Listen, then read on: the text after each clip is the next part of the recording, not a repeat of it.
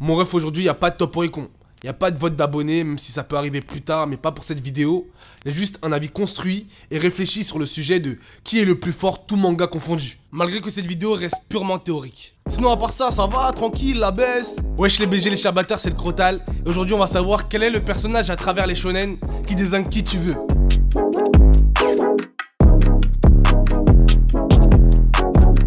T'as capté, il y aura du spoil.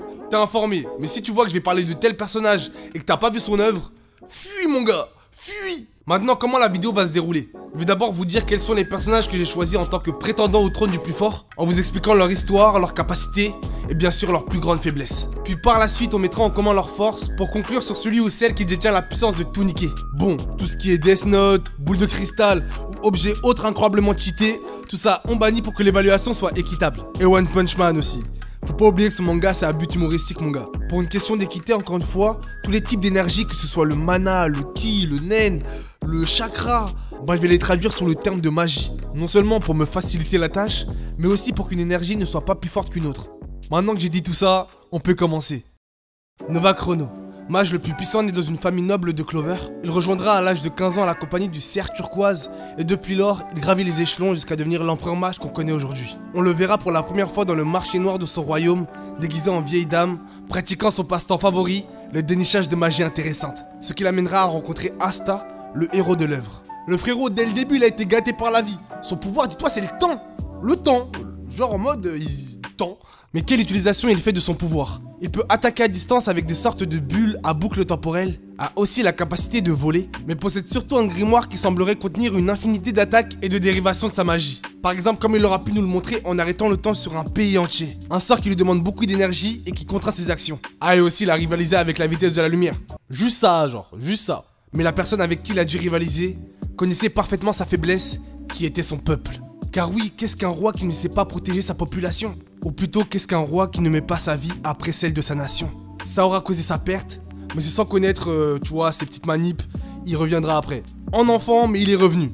Du coup, au total, le gars, il peut arrêter le temps, se déplacer de quelques secondes aussi dans le temps, se réincarner, il s'est réincarné. Tout ça, ça veut dire qu'il peut voir l'avenir, a presque une infinité d'attaques, peut voler, attaquer à distance.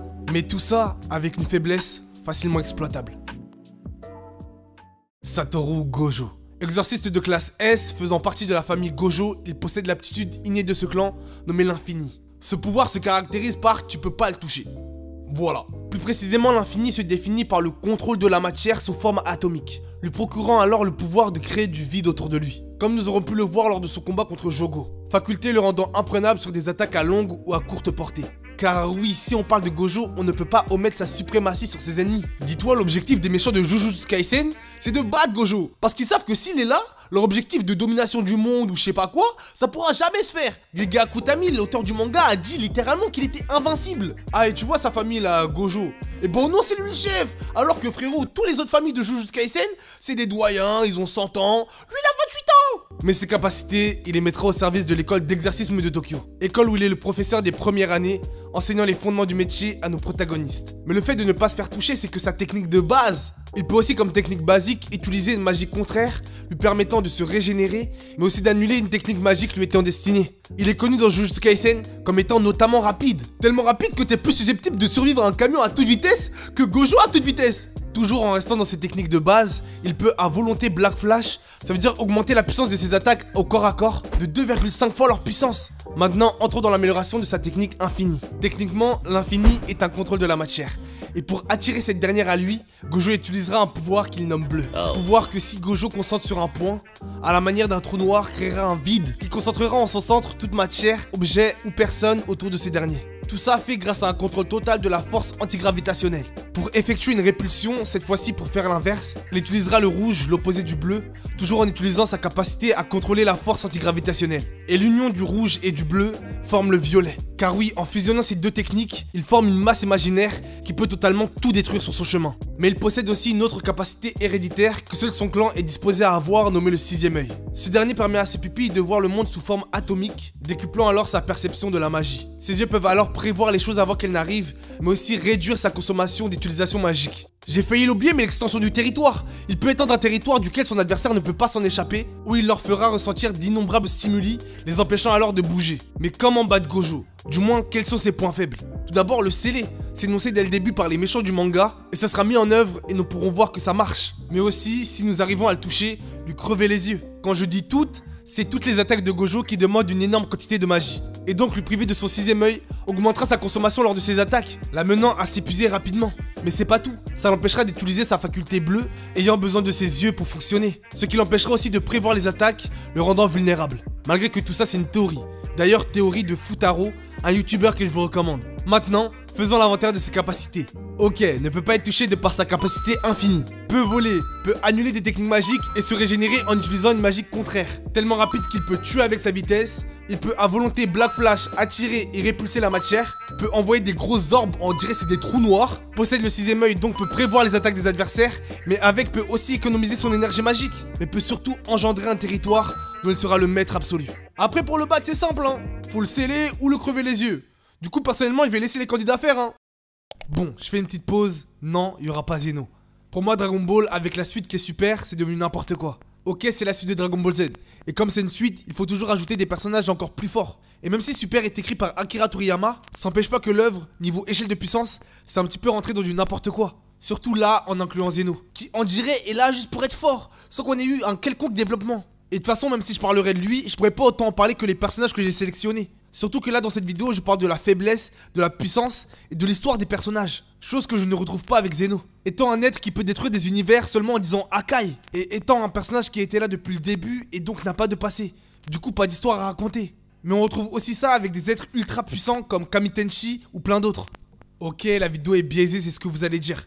Mais hors du fait que je cite des personnages puissants, à travers cette vidéo, non seulement j'évalue leur force, mais je vais essayer de les mettre en commun. Notamment pour comprendre qui est le plus pété d'entre eux, mais aussi pour comprendre qui est capable de s'élever au rang des dieux. Bref, j'ai parlé du cas Super en parallèle vu que ça me tenait à cœur, et j'espère que vous me comprendrez. Mais bon, quoi qu'il arrive, GT c'est mieux. Sosuke Aizen. Ancien commandant de la Soul Society, il trahira les siens pour acquérir la force d'un dieu, afin de mettre en péril le roi des esprits. Aizen détestant qu'un monde soit régi par une entité arbitraire et sans fondement propre. Il créera pour ce faire une organisation qui mettra à rude épreuve le héros et ses camarades. Bon, le gars, non seulement d'être extrêmement intelligent et de prévoir des plans sur des siècles durant pour devenir le dieu de tous les mondes de Bleach, bah il est extrêmement fort. Tu peux être qui tu veux. Quand je te dis qui tu veux, c'est qui tu veux. Si tu vois la libération de son Zanpakuto Kyuka-Sugetsu, c'est fini. Fini. Tout simplement de par la faculté de son arme qui permet à son utilisateur de contrôler les 5 sens de son adversaire. Mais avant d'expliquer les capacités de sa lame, je souhaite rappeler que Aizen est un ancien Shinigami qui a gardé tous ses pouvoirs. Il peut de ce fait toujours voler et trancher des êtres spirituels. Du coup je parlais de son Zanpakuto Kyuka-Sugetsu.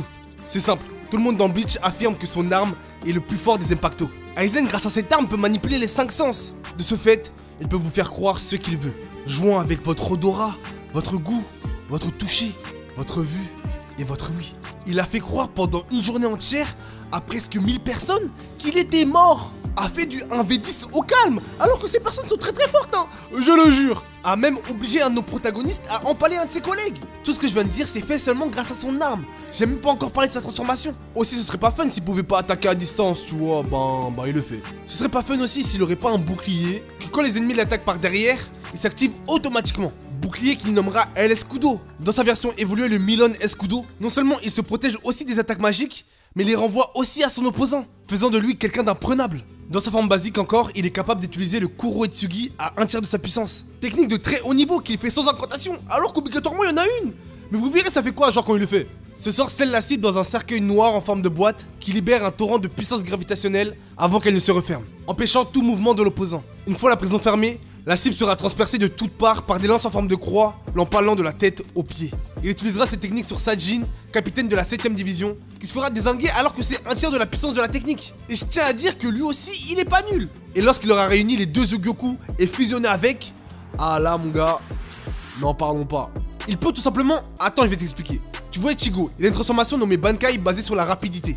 Aizen est venu, il lui a dit très clairement, cette technique mon gars, maintenant elle te sert à rien. tout simplement en se téléportant jusqu'à lui, sans qu'il puisse rien faire alors qu'il a été transformé, montrant alors une rapidité inégalable. Excusez-moi, c'est pas une question de rapidité. Il se téléporte, mais c'est pas tout. Le frérot, il réussira à fusionner avec son Zanpakuto, dépassant toute limite que son sable lui imposait, libérant le plein potentiel de sa lame, pouvant maintenant créer des illusions presque parfaites. Illusion appelée hypnose absolue. Ah, ce serait vraiment pas cool s'il pouvait pas se régénérer. Merci Logyoku. Oui, là il se régénère à partir de 0. Et si tu penses que retirer cette pierre bien apparente, ça le contraindrait, elle revient à lui. Aussi, il a tranché avec de la magie une entité qui altère l'espace et le temps pour empêcher que quelqu'un utilise de la magie sur elle, ce qui n'a pas permis de survivre à l'attaque d'Aizen. Du coup, altérer la spatialité ou même la temporalité ne le contraindra pas. Plus tard dans l'histoire, avec la moitié du pouvoir de Logyoku, il hypnotisera quelqu'un qui peut voir toutes les temporalités possibles. Un mec qui voit l'avenir. Ah, et tu vois quand il dit l'incantation du Kuretsugi, bah il a le pouvoir de déformer l'espace et le temps. Habituel pour lui. Mais il peut aussi utiliser Fragor et Ultra Fragor, des techniques à la taille d'une bombe nucléaire. Cet orbe qu'on peut tenir dans le plat d'une main l'a rendu divin. Mais du coup, comment battre Aizen? Bah je l'ai déjà énoncé. Il a été forcé d'utiliser contre un ennemi la moitié du pouvoir de Logyoku, du fait que nos protagonistes auront réussi à le sceller. Oui, malgré qu'il soit intelligent à souhait, la puissance divine lui est montée à la tête, l'empêchant alors de réfléchir comme il se doit et l'amenant à être pris au piège. Et comment ne pas se faire prendre dans une illusion d'Aizen? Il faudra juste savoir que toucher sa lame avant que sa puissance ne soit libérée empêche l'hypnose. Pour en sortir, c'est encore plus compliqué. Il faut des sens alors très aiguisés, sinon parvenir à ressentir la magie circulant à travers la lame d'Aizen. Chose que même si Yamamoto, l'un des personnages les plus puissants de Bleach, a réussi à faire, a perdu malgré ça. Malgré que là, c'est plus grâce à son intelligence que Aizen réussira à le vaincre. Du coup, comme capacité, il a l'intelligence. Kukasugetsu, son Zanpakuto que tout le monde dénomine comme le plus puissant, pouvant créer lorsque Aizen a fusionné avec Logyoku une hypnose absolue. En tant que Shinigami, peut trancher des êtres spirituels, peut voler et voyager à travers les dimensions. Logyoku lui permet de se régénérer à volonté, faisant de lui quelqu'un d'immortel, et possède 2 attaques Fragor et Ultra Fragor, pouvant atteindre la taille d'une bombe atomique. Malgré qu'il puisse se régénérer, il peut renvoyer les attaques grâce à Milon Escudo, peut faire un Kuretsugi jusqu'à changer la couleur du ciel et de par ce dernier, déformer l'espace et le temps. En parlant d'espace et de temps, il est au-dessus de ça. Il a découpé un être dont le pouvoir est de le modifier. Il est au-dessus de ça. Et avec la moitié du pouvoir que je vous dis, a hypnotisé un mec qui pouvait voir tous les futurs possibles. Ah, il se téléporte. Il est pas juste rapide, il se téléporte. C'est important. Aussi, ce qui est important à savoir, c'est que pour parler d'Aizen no Gyoku dans sa globalité, je choisis cette forme. Il est juste robégé dessus, du coup, voilà. Et oui, malgré tout ça, il a bel et bien des faiblesses. Tout d'abord, le scellé. On le verra, ça marche, même le brider, ça marche. Mais après, il reste toujours aussi fort. Brider son pouvoir ne le divisant que par 2. Nous avons aussi vu que toucher sa lame empêche l'hypnose. Après, il s'agirait de le toucher, quoi. Mais des sens très aiguisés et une magie très puissante peuvent aussi atténuer l'illusion. Mais de par son intelligence, il trouvera toujours un moyen. C'est ça qui est trop fou avec lui, c'est une machine. Après, j'ai dit beaucoup de trucs sur Bleach parce que son univers est complet. Le manga est actuellement fini. Il va même avoir une suite bonus, dis-toi. Du coup, si je suis amené à dire moins de choses sur d'autres personnages, c'est vraiment pas de ma faute. De toute façon, on verra bien comment nos participants se débrouilleront lors de la conclusion. J'espère que cette première partie vous aura plu. Oui, première parce que cette vidéo va se décomposer en 3 séries. 2 parties où j'expliquerai les atouts des candidats choisis prétendant au trône du plus fort. Et une dernière partie qui servira de conclusion où je mettrai en commun les capacités les plus puissantes de nos personnages pour conclure sur celui qui a le pouvoir de tout baiser. Bref, n'oubliez pas de liker, de vous abonner et de faire sonner la cloche pour recevoir la notif de la partie 2 qui arrivera dans 2 jours, ce qui veut dire mercredi. Mais bon, d'ici là je vous dis à toutes, c'était le Crotal pour vous servir.